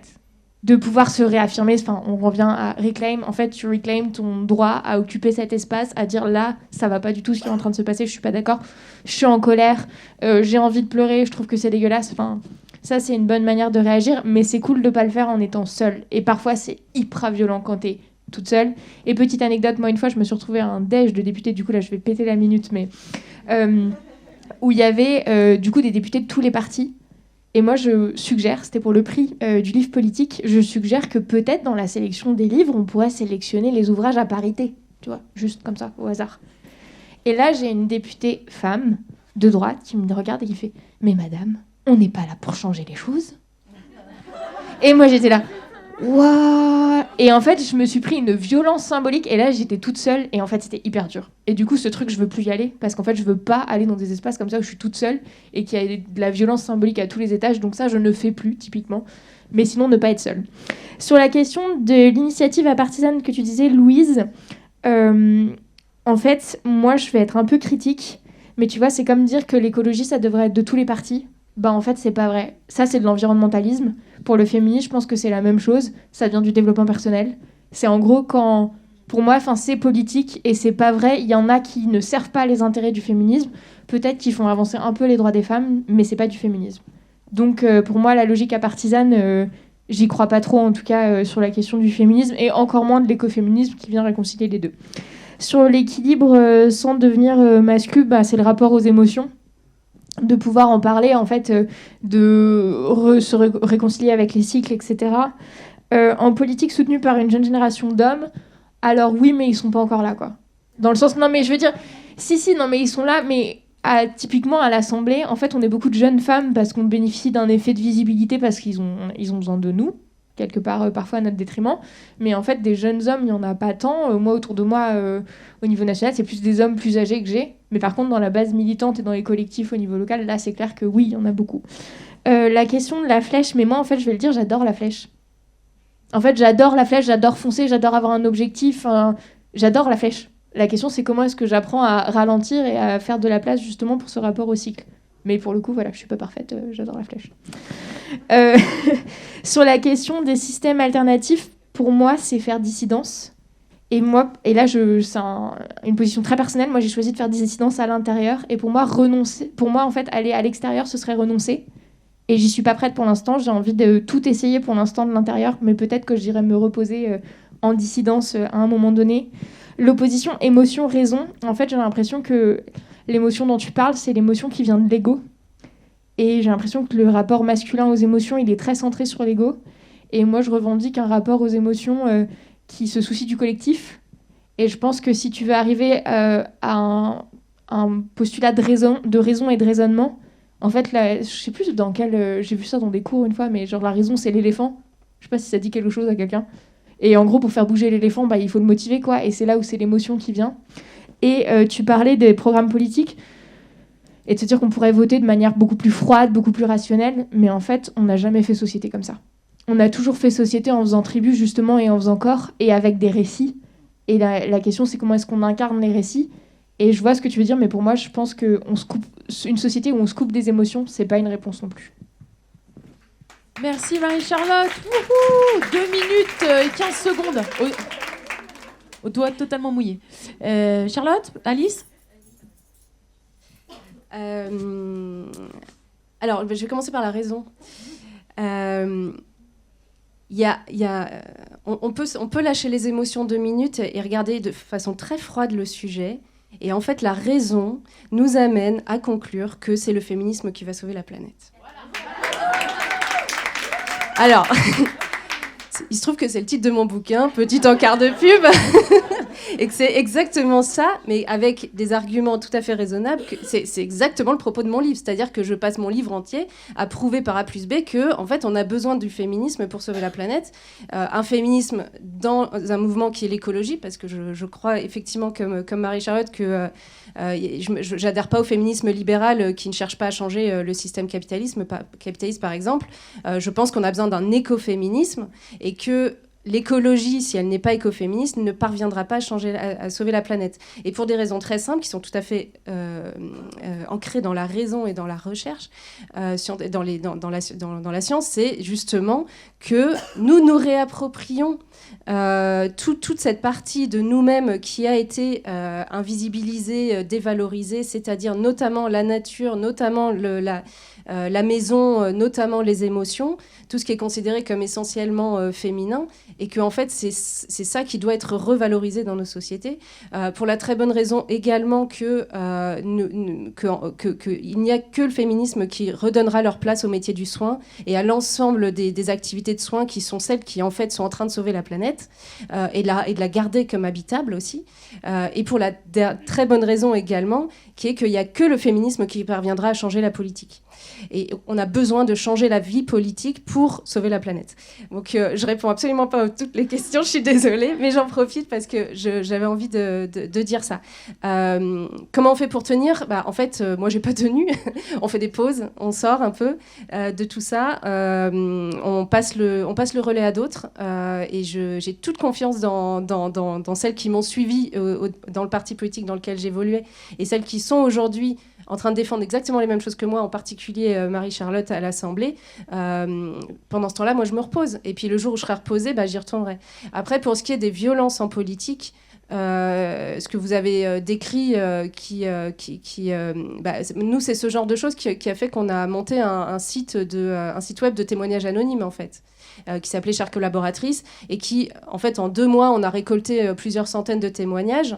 Et dans l'eau, ça allait du sexisme ordinaire à des violences, notamment des viols, par des hommes politiques, des choses qui n'avaient pas été dites. Pour beaucoup, ça faisait 20 ans qu'elle ruminait ça, qu'elle ne l'avait jamais exprimé. Pour d'autres, c'était la semaine d'avant, dans l'ascenseur à l'Assemblée. Et le fait d'exprimer ça, de mettre des mots, l'objectif, c'était de faire changer la honte de Caen, très clairement. Et quand tu fais changer la honte de Caen, tu fais changer la peur de Caen aussi. Et j'utilise Haïtien parce que ce viol, la honte doit changer de Caen, c'était le nom d'une campagne qu'on a lancée en 2010 avec Oser le féminisme, et c'est pour vous dire que ça a beaucoup bougé quand même en 10 ans. Et donc j'en viens aux jeunes hommes. Les jeunes hommes ne sont pas encore au pouvoir, les jeunes femmes non plus, et c'est bien le problème.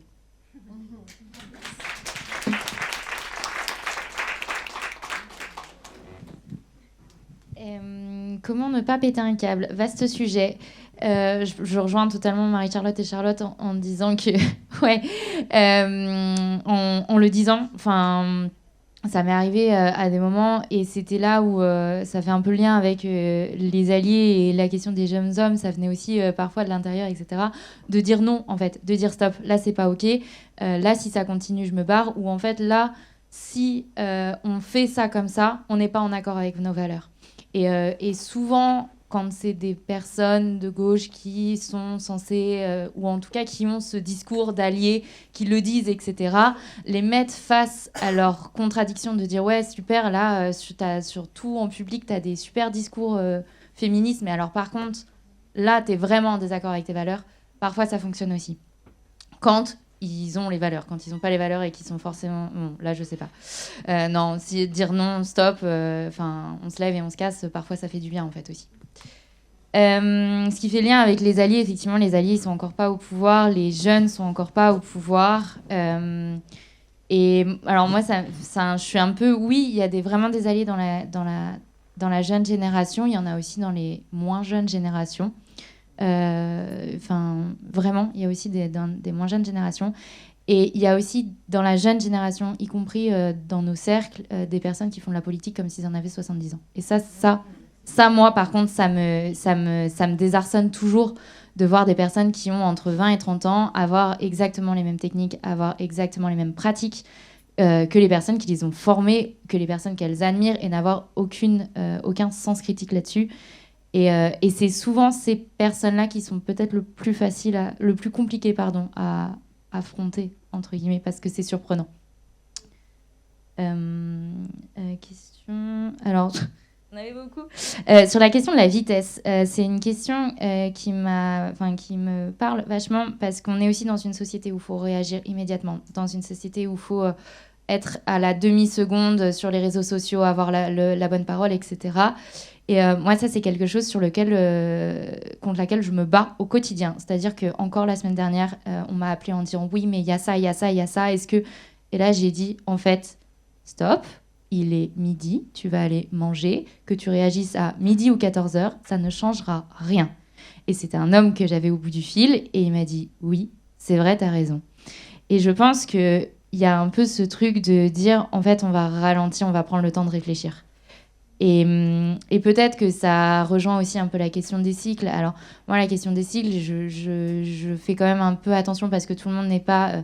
on dit les femmes sont cycliques, tout le monde ne sont pas... Enfin, toutes les femmes n'ont pas les cycles, etc. Enfin, il faut avoir un tout petit peu de recul là-dessus.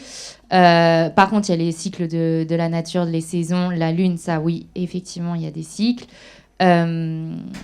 Je pense que pour les reconnecter, c'est effectivement prendre le temps de ralentir, c'est prendre le temps de réfléchir soi-même avec les émotions. On en revient aux émotions, et ça, là-dessus, les hommes en ont aussi, en fait, des émotions. Aussi cachées soient-elles, aussi enfouies soient-elles, et avec toutes les injonctions parfois aussi qu'ils ont. Tout le monde a des émotions, et ça permet de ralentir, parce que quand on est et là, ça permet peut-être aussi de répondre un peu à la question de Jules. Réagir dans l'émotion, ça ne permet pas forcément de réagir à tête froide et d'avoir les bons mots et d'avoir la juste réaction, on va dire. Merci Alice. Je suis désolée de te couper. On me fait signe qu'il est temps d'arrêter. Merci à vous, merci à nous. En conclusion, on a quand même beaucoup parlé de la souveraineté, de l'arène politique. Peut-être qu'on pourra parler de la reine, la queen politique, ce qui serait quand même assez extraordinaire. Et donc, on pourrait retrouver notre souveraineté intérieure. Et retrouver notre souveraineté intérieure, ça veut dire nous écouter nos besoins, écouter nos émotions, écouter ce qui se passe à l'intérieur, nous connecter avec l'extérieur et donc créer un lien, un pont, une connexion pour être finalement, on va dire, à l'écoute de la société et à l'image de la société. Et puis, je voulais vous conseiller un livre que m'a recommandé la cofondatrice de ce festival qui s'appelle Héloïse Bouillou, qui s'appelle L'art de la guerre, mais non pas l'art de la guerre de Suzu, l'art de la guerre de Qing-Ning Shu, qui est une femme. Donc c'est l'art de la guerre pour les femmes. À méditer. Merci beaucoup.